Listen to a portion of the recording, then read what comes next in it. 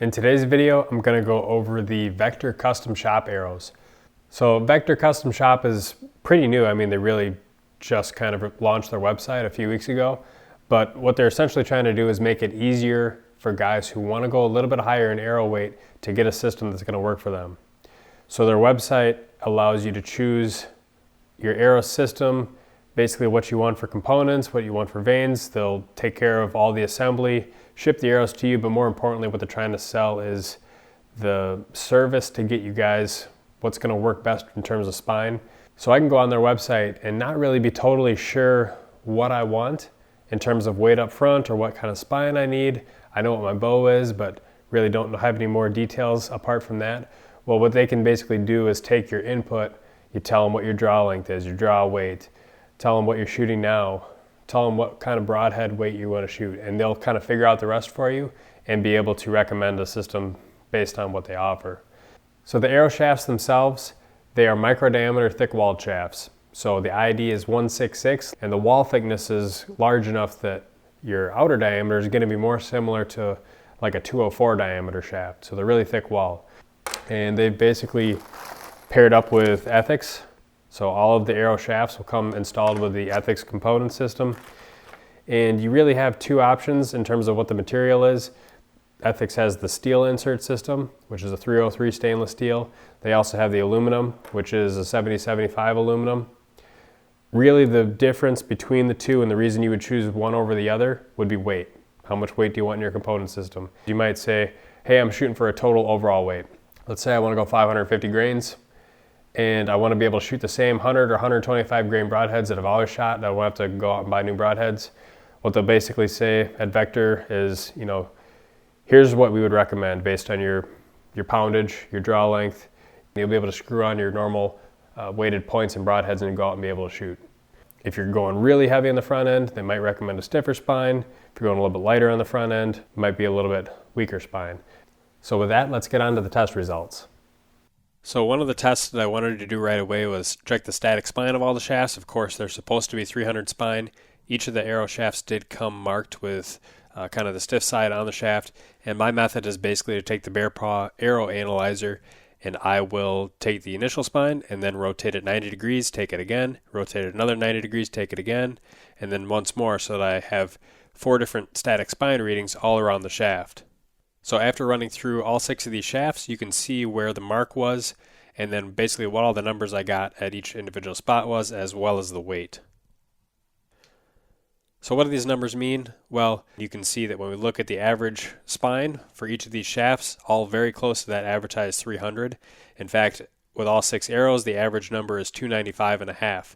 And then if we look down at the bottom right, you can see the consistency with all of those. I just basically did a plus or minus 3 sigma, very consistent in terms of the average spine.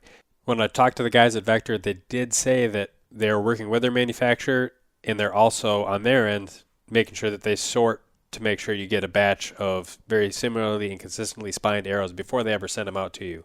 The other thing that I look at is the variance around the shaft. So what's the maximum number minus the minimum number on any one individual arrow? And you want that number to be as small as possible. I have seen shafts that are under 5, some that are under 3, and then I also have seen some that are like 10, 15. When you get up to, beyond 10, that's usually not very good. It means you definitely have to knock tune, even if your average is still at a good number. So next I took 5 of those arrow shafts and I shot them bare shaft through paper. At 5 feet, they all shot bullet holes. They all look great. So I stepped it back to about 5 or 6 yards, about as far as I can go in my garage. And on that group on the right, all I did was I just gripped the bow slightly differently. So you can definitely tell a bow grip makes a big difference when you're shooting bare shafts. So then what I did next was I basically just played around with each individual shaft and just rotated the nock 1/4 degree at a time until they were all showing me roughly the same reading. And then I went and did a confirmation, which you can see here. Number 5 initially was a bad shot. I knew it. I crossed it off right away, reshot it. And again, this is at like 6 yards. So all the bare shaft stuff and spine testing results and nock tuning, number 1, I wanted to give in this video kind of a frame of reference. Here's the data that I got, here's the results that I got. It's part of my process. It's what I do on every set of arrows that I get, how I build them up. But also just from a simplicity standpoint, I'm sure a lot of you guys are watching thinking, man, I don't want to go through all that work. I just want to buy my arrows, get them fletched, and then I want them to just work. Well, here's what I'd recommend just kind of with any arrows in general. In order to keep it simple, you buy your arrows, you get them fletched, go out, sight in your bow, and then number all your arrows and go ahead and shoot them with the broadheads you intend on hunting with. And then if you've consistently noticed that maybe arrow number 2 or arrow number 4 are flying a little bit differently than the rest of the group, go ahead and try rotating that nock a little bit at a time and see if that doesn't bring that specific arrow right back in the group. And once you've done that, you're basically done. So in other words, you only nock 2 if you need to. And I think that's a really simple way of looking at it. Based on what I've seen with these shafts so far, it seems like most likely, I'd say the average guy is probably not going to have to worry about it, but if you do, it's really simple to be able to just rotate a nock with your broadheads and just make sure that everything's flying like you'd like it to.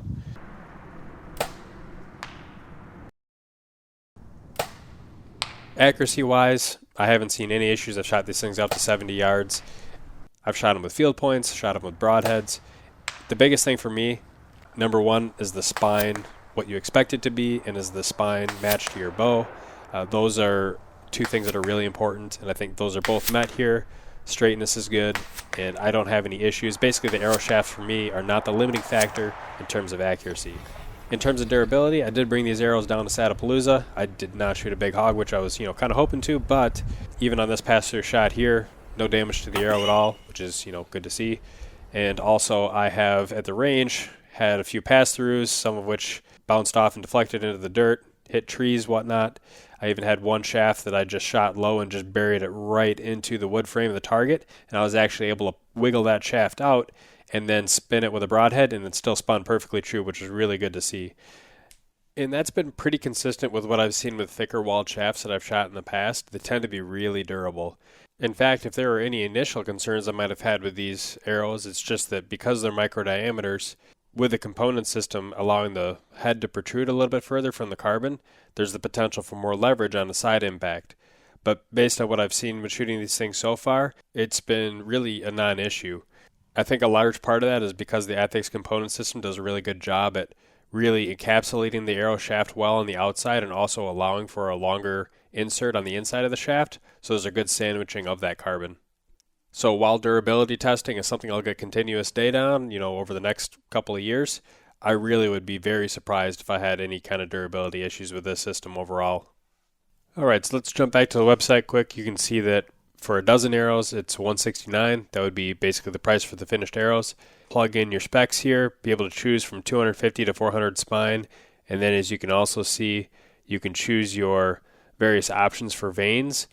They are, even though the Blazer still shows up there, they are moving more to the Q2I line of vanes, as you can see here. You can also choose your vane color for both your main vanes as well as your odd vane. And then you have, like I said earlier, the option to choose from 45 grains to 175 grains in the insert system and all of those different options in between. You can have them fletched up in either 3 fletch or 4 fletch, and also you can choose your degree of helical. If you use the code DIY10, you'd be able to get 10% off of your order.